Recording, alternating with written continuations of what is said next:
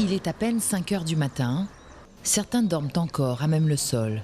D'autres sont déjà debout, de peur de perdre leur place. Alors que le jour se lève, nous faisons la connaissance d'Angélique et Christian. Ce ne sont pas leurs vrais prénoms et ils ne souhaitent pas témoigner à visage découvert. On m'a dit qu'il y a des visas en ligne, donc je me suis débrouillée pour obtenir le visa et acheter le billet. Et arrivé au Suriname, j'ai fait 10 jours de quarantaine. Après, je rentre en Guyane pour faire le test de Covid et après pour venir ici, pour obtenir le papier pour entrer à Cayenne. Angélique est arrivée le 16 avril à Saint-Laurent. Et depuis, elle dort ici, devant la sous-préfecture.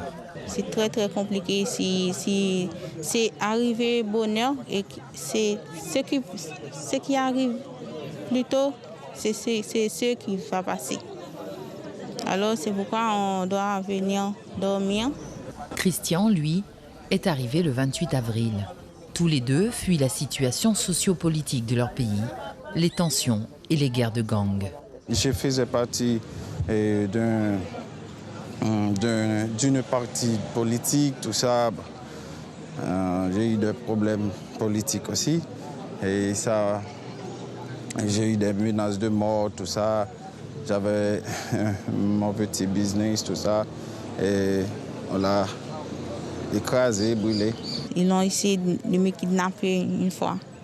Et j'ai très peur. J'ai obligé de quitter mon quartier pour aller vivre dans une province que je suis née. Tous deux travaillaient. Angélique venait de terminer des études d'infirmière.